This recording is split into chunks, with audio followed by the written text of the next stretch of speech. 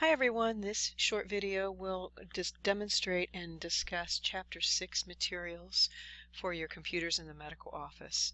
And it starts on page 203 in your book.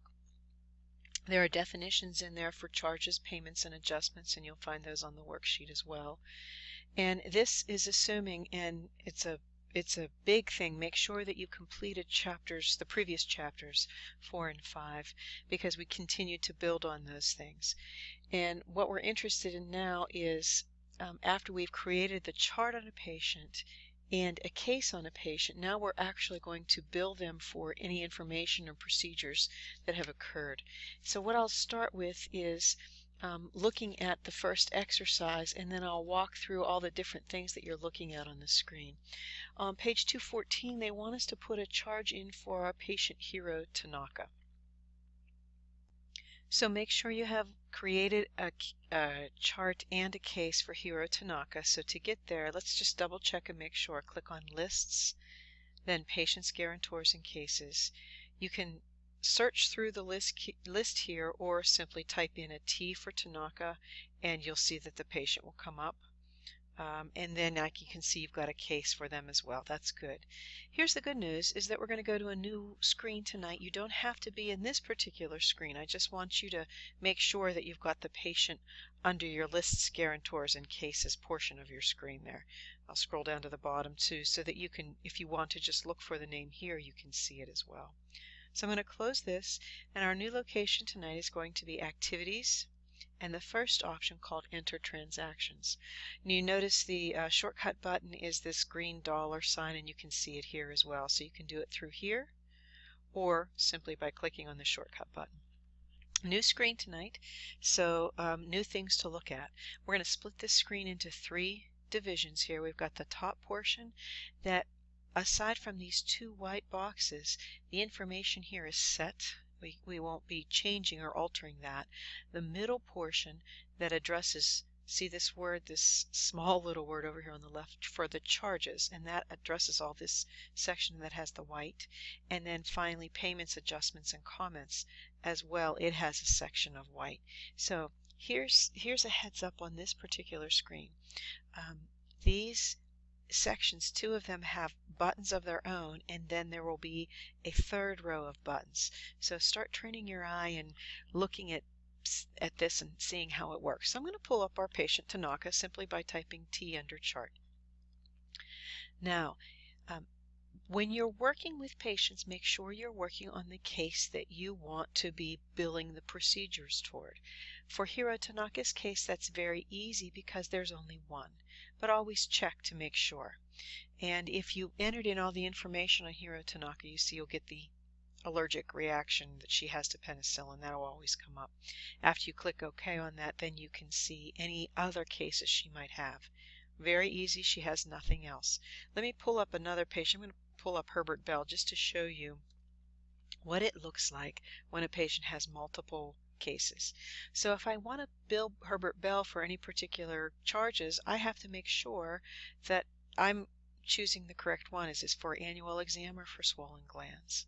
Okay, so always check whenever you're putting in your patient, T for Tanaka, check your case itself by clicking on that drop down arrow to make sure that there aren't additional ones that maybe you needed to be billing instead.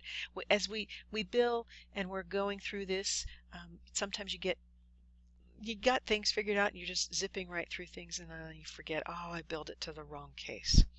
Okay, so once I populate the case, the chart in the case, I get more information over here.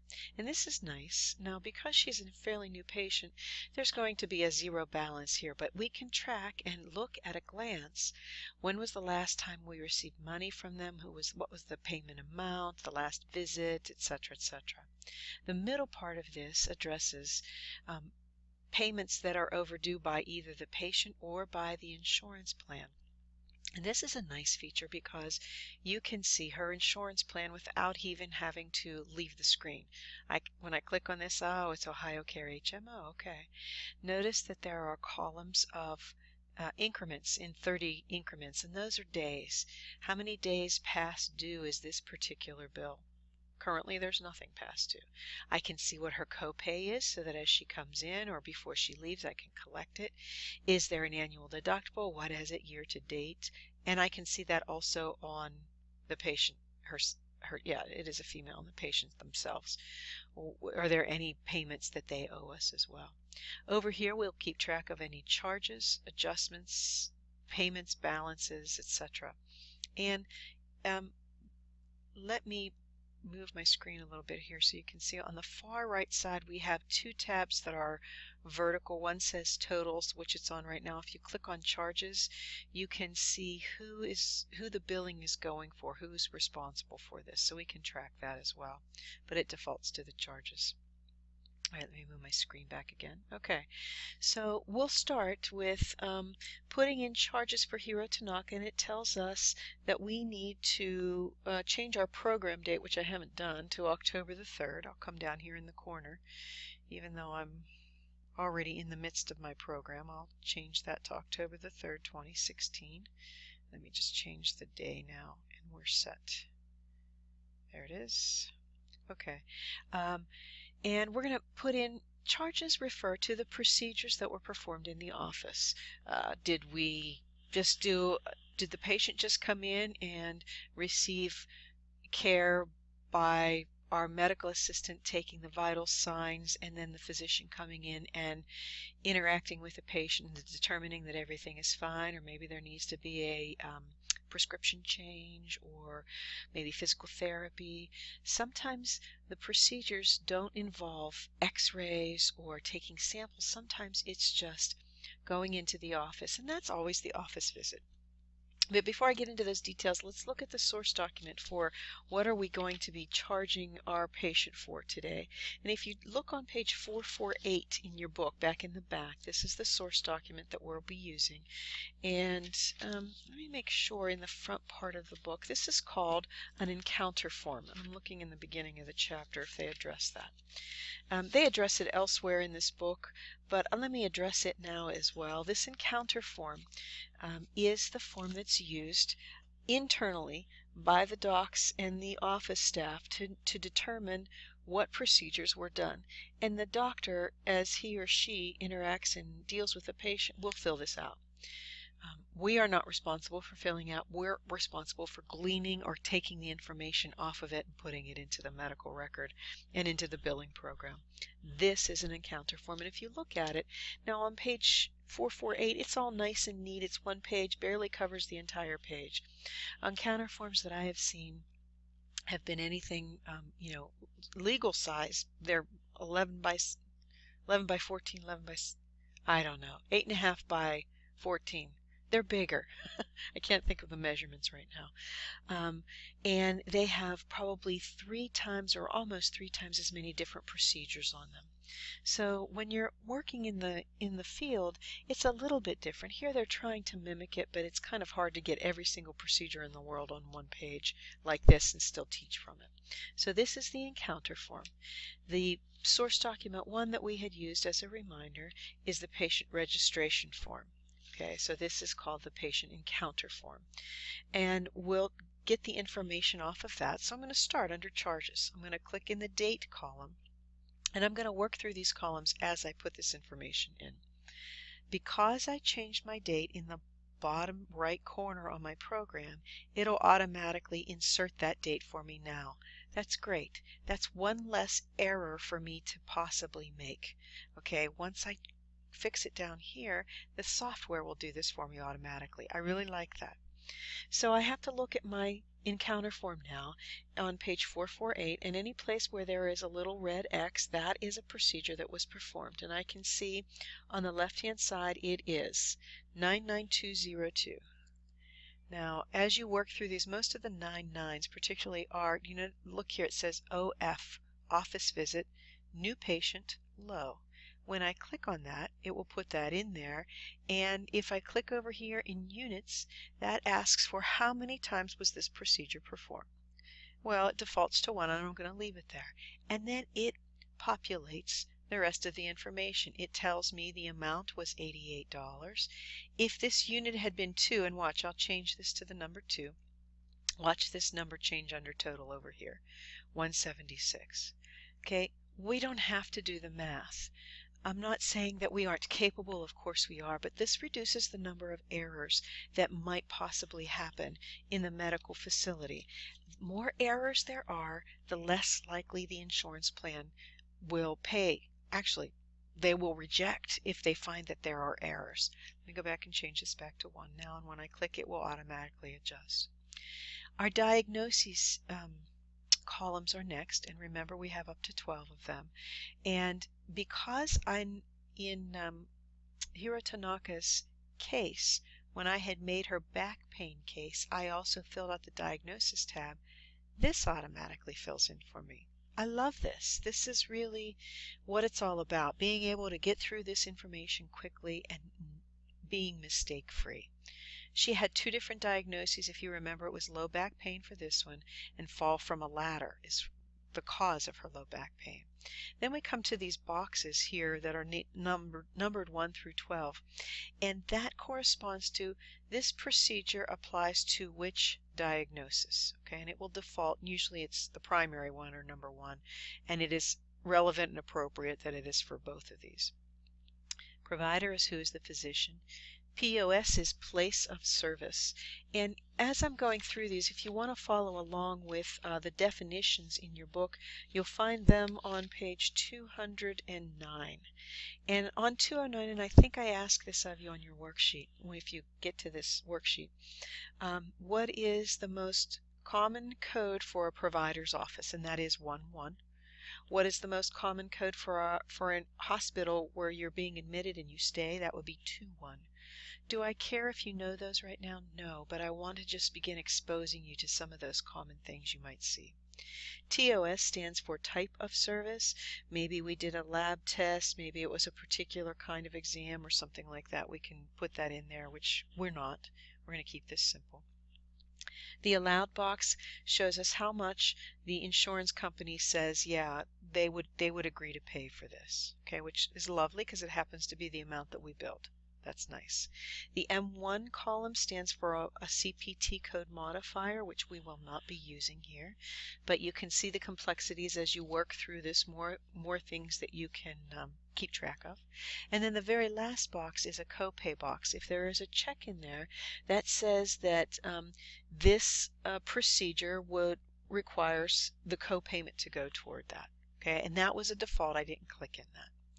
Right, so pretty easy. All I did was click, put in the date was entered automatically. I simply selected the procedure. Everything else was populated for me. Now, here is where we have the first row of buttons that says New, Delete, Multi-Link Note, EDI Notes, and Details. Let's look at these. Okay, and notice that as I'm putting these in, these don't change up here yet. The only time that this will begin to reflect what's going on down here is after I slide all the way down to the bottom row and click on Save Transactions. So let me do that, and then we'll talk about these buttons here. So click on Save, and it always, every time we're working in the future, and I'm sorry for this, but you always have to, deal with this. Date is a future date. Do you want to save this? Yes, I want to save it. Now, and as a reminder, there's nothing wrong. This is the reminder of the software. You know what? You have to collect a copay from this patient. Did you? Say okay to that. And voila, my charges are now updated. Okay, so now I want to put in another charge. Our patient doesn't have another charge, by the way. That takes care of our patient. Okay, the second part of this will be me posting her $20 copayment against this, but it's going to take me a few minutes to get there because I want to work through the rest of this screen here. So let's look. Let's say I wanted to add another charge to Hiro Tanaka. If I just click on New, I can start again, and it will automatically populate the entire row with the exception of the procedure. Okay. Oh, silly me, no, I don't want to do this. So wherever my little fun asterisk is over here, come on down and click on Delete. Are you sure? Yes. Okay, gone. Okay, let's look at the multi-link button, and this is a really slick button. I like it because you might have patients where it is a set routine. If they're coming in, say, for, let's say you're working with diabetics. Maybe you have a lot of diabetes patients, and you know when they come in, you're going to be doing 2 or 3 different things. You're going to charge them for an office visit. You're going to perform a urinalysis for glucose and sugar in the urine, and you're also going to perform blood glucose. So you know that you're appropriate in charging them for those 3 charges.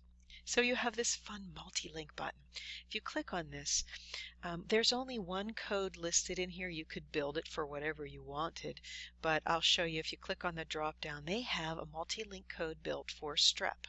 So if I click on that, it will put in all the charges for all the things we would do for a strep in an office visit. If you've ever had a strep throat, or a child who has, you've got to have the throat swab, they might do some other things. Select that multi-link. Tell it to create the transactions. I can select the date. You know what? Let me select, I'll leave it all as 10/6. Create transactions. Look what it did for me. It created 3 new transactions. I didn't have to click on a thing. Now that doesn't mean that it'll change my diagnosis. I still have to adjust for that. But it put in an office visit for a minimal charge, in this case $36.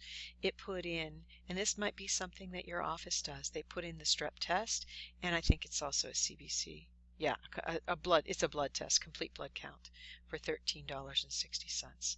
So slick little button here, so I don't have to click again and again and again.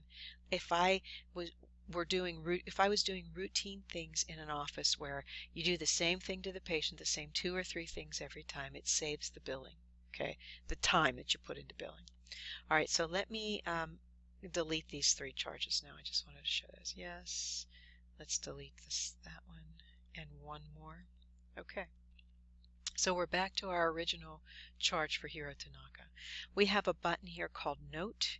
If I needed to document or keep track of anything additional, there is that option as well. EDI Notes refers to the electronic data interchange. I'm not going to get into that at all because we're not hooked up to that, and go back to that, and any details pertaining to the prescriptions. Okay, so lots of fun ways to track things. So that is our middle section. Now notice here that right now this is gray. This one procedure is gray, and that means something. The definition of the colors you will find in the beginning part of the chapter. I want to say page 200, and because I asked this of you on your worksheet. Oh, yeah, there they are. Page begins at the bottom of page 211, and you'll see the definitions of them on page 212. It's really apparent whenever you change the payments. So hang here with me for a moment. If you look in your book on page 212, it says gray says there have been no payments put toward this procedure. Yellow will be overpaid, aqua will be partially paid, white will be fully paid. And you'll see this in just a minute. How about exercise? No, you know what? I'm going to skip exercise 6.2. I'll come back to that because it's putting in a charge for Elizabeth Jones. Let's put in the co-payment now for Hiro Tanaka. This is on page 222 and exercise 6.3. You can, if you would like they have you close it and then come back to it and do it again. If you want to just work right through it as you're practicing it, that's fine. Now, their co-payment is very common payment that we receive from our patients at the time of the visit. And if you look on page 448 on Hiro Tanaka's encounter form at the very bottom, the very last line that's kind of reddish pink, it says payment amount. She gave us $20 in the form of a check number 123. So they walk you through this step by step on page 222 as well.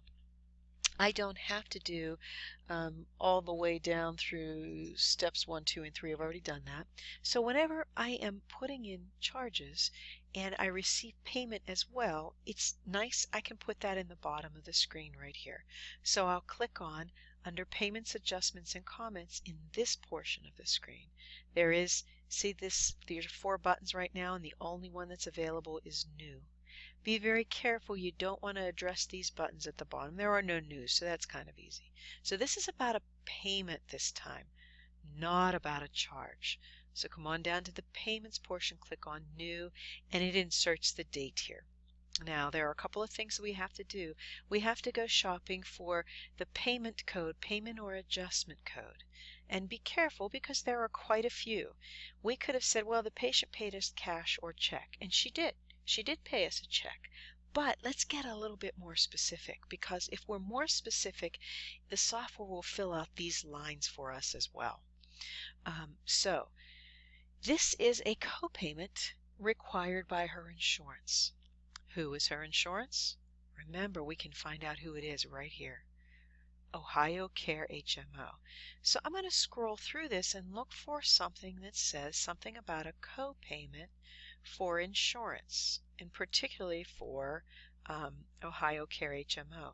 Look, see, here's copay, but it's for Chamfa. And you keep on scrolling. Oh, I'm looking, the key word is copay. Copay East Ohio, getting close, but still not the right one. Medicaid, not quite. And voila, there it is. Click on that once. It populates it with the code that someone in the office built. If you click in who paid, this is where it will populate it for us. Hiro Tanaka is our guarantor. She's paid for it. The description is if you'd want to put in check or anything like that. I'm going to leave that blank because I'm going to account for the check number over here. Okay, I'll put the check number in, which is 123. And look, it's great because it put in the amount. Because when we originally filled out her case information, we said that yes, she has a $20 copay. Okay, notice how it's bright red, and that's designed visually to catch your eye to say you have another step you have to do. Notice that as well it says here unapplied. We still have $20 we've got to put somewhere. Here's the thing. Whenever our patients are being seen, and then we receive money for these particular charges, we can't just put it all into the pot that says Hiro Tanaka. We have to account for each and every procedure, and every dollar has to go toward particular procedures. Okay, sometimes it can be tedious. Let's substitute the word meticulous for this. You have to be meticulous about this. So we've got a $20 copay. The next thing that we have to do, this is a two-step process. Step one is putting the payment in. Step two now, look, these rest of the buttons are now available to us. We're going to go apply this, which means we're going to assign this $20 to some of these charges up here. Very easy, we only have one charge. Click on the apply button. Up comes another window, and it keeps track for you. How much unapplied do you have over here? I have 20 bucks. Who does it go for? And you can move this window around if it's in your way. It is for the visit on October the 3rd for 99202. And go to the end of the line. See this little dotted box here. Click in it once. Just type in 20. If you want to click anywhere in the white, you'll see your unapplied goes down to 0. This now changes to 20. Close this, and our unapplied here has gone down to 0. And you think you're all done, but look up above here. It hasn't changed up here. Remember what I said earlier about you need to save every time you change a charge or a payment. Slide on down to the bottom and click on Save Transactions. Do you want to save this? Yes. Case requires. Yep, got it. Okay, that's always your reminder. Now look, our original charge was $88. Our payment is $20. We're now down to $68 balance for Hiro Tanaka. And look at what has happened to the colors. The red has gone away. It's all white. The gray has now turned to aqua, so that at a glance I can look and say, oh, it's aqua colored. That means we've received some money toward this charge. It will stay on the books this way until we receive all the money for the charge, or we write it off or make an adjustment. Okay, but that's the beginning of putting in charges and payments. Now before I leave this, if I needed to put in another payment down here at the bottom, I have a new button. If I needed to delete this one, I could, or if I needed to generate a note about something, I could here as well. I have an e-payment button here that should not work because I'm not attached to or connected to any live kind of environment. And at the very bottom here, I have some buttons here other than the save and the close. That makes sense.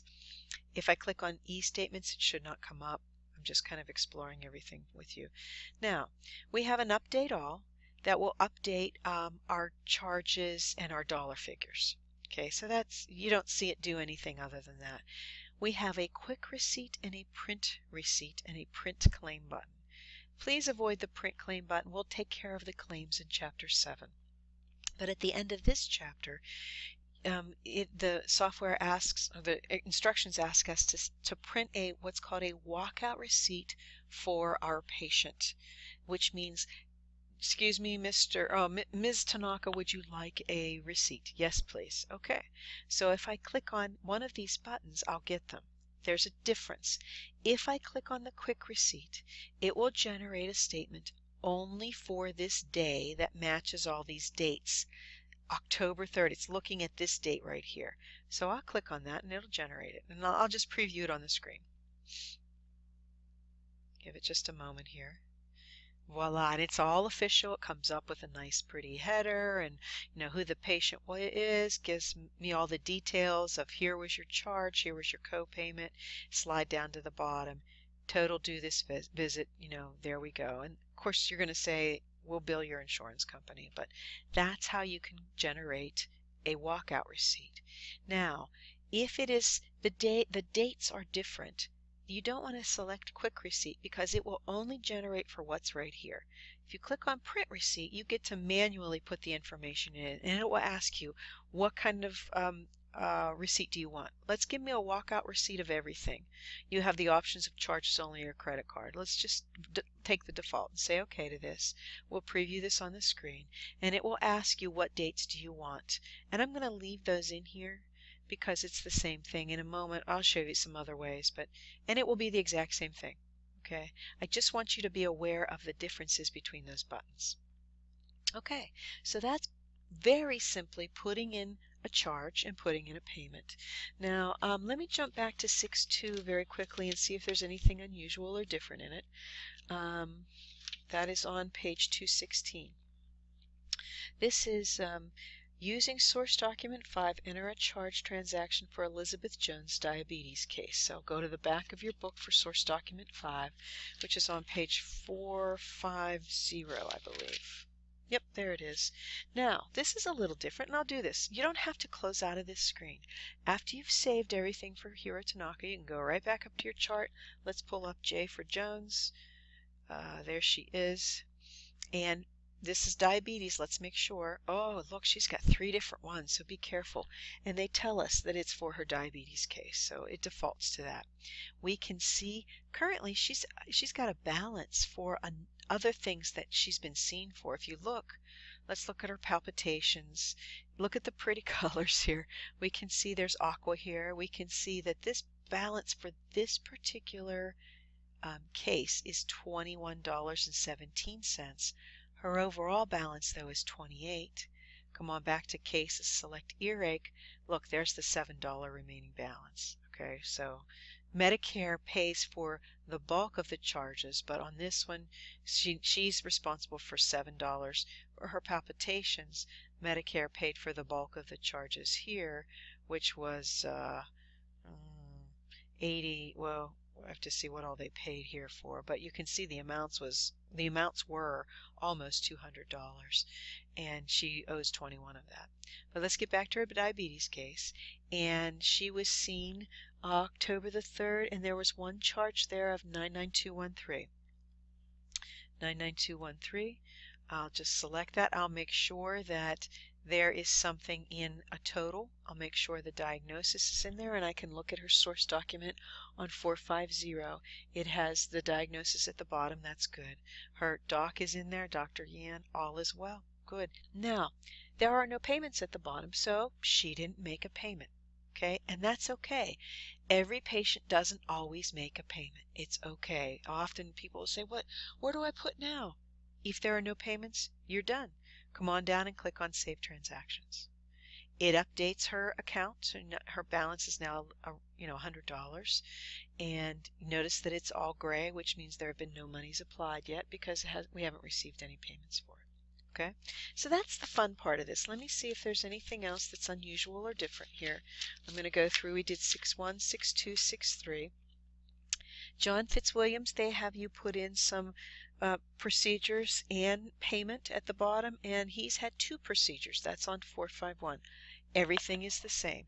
I'll do this very quickly. So I'm looking for F for Fitzwilliams, John, and this is for his acute gastric ulcer case. They tell us that on page 225. Now, this is something new on his acute gastric ulcer, but you'll say, but wait, he's already got charges. Well, that's okay, because this is now October. So we're seeing him regularly for his ulcer. So we're going to not delete these. We're going to keep them here, and we're going to continue to add to them. So we'll click on the bottom, click on the middle line for the new, and let it insert today's date of October the 3rd, 2016, and the first one is a 99213. Now, it'll populate automatically. I'll just make sure that the diagnosis still matches on page 451, and it does. And he's had a second one, which was 82270. So I'll click on New again, and I'll type in 82270. Select it. Make sure it fills in K25, yeah, whatever. K25.3, yes. Good. I'll come down and save these. And it's done. Now, just a point to be aware of. And it's okay if you want to put the charges in and the payments in and then save it and everything, but heads up, just a little bit of a warning. Sometimes the software will misbehave and you'll get everything in and you'll click on save and your numbers won't change and you'll be stuck in a loop and it won't save and it won't save. You're going to have to close out of it,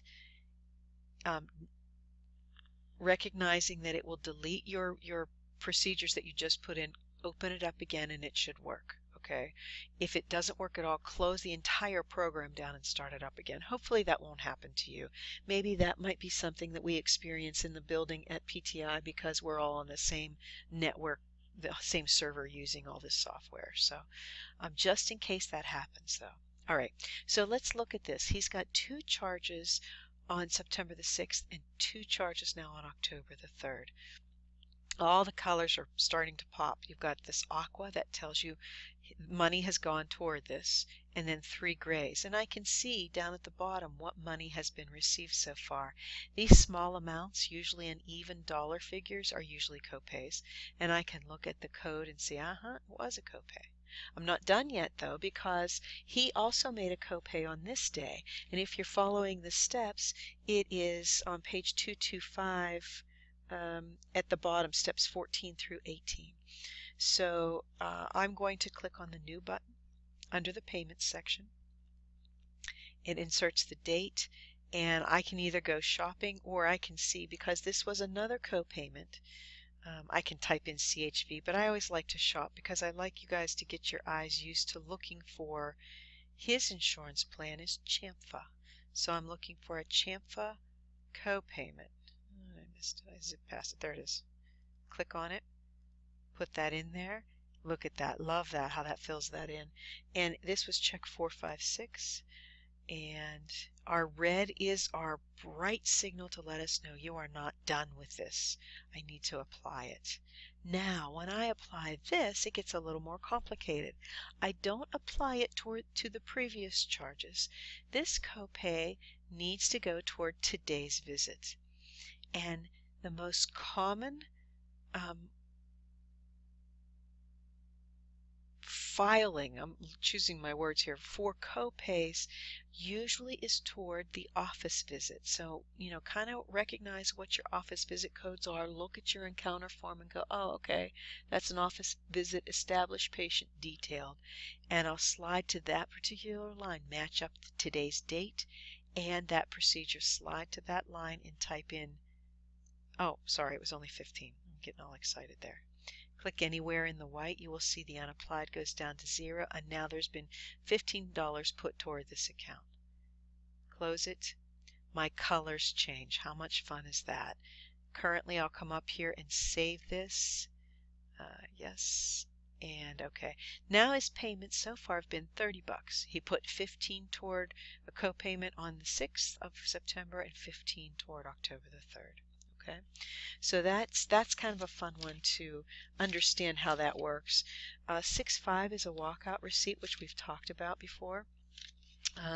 Let me show you. We're going to do 2 more exercises and then I'll be done. And I'll be done here in hopefully 5 minutes. Let me just show you if you make an error. Notice, oh, I did something wrong on October the 3rd payment. Watch what happens. I'll highlight it or put my cursor beside it. Click on the delete key. Are you sure you want to delete this payment? Yes. Notice that I jump back to gray. My payments and dollar figures don't change until I save. And it tells me, oh, I should have shown you. It tells me, hey, this is going to make an adjustment. I'll say okay to that. Now I'm back down there again. Okay. So you can delete these payments and get back to where you started if you kind of get confused. And remember, there's nothing you can do on this we can't fix. So come on down. I'm gonna put this payment back in again just real quick. And then we're going to move on. That was check 456, and I'm going to apply it. I'll put it toward the October 3rd visit, 99213, 15, close, save. And I do want to save it. Good. And that's these. Remember, these are just reminders. All done. Now, I want to show you, let's look on page 231, exercise 6.6. A patient has given us too much money.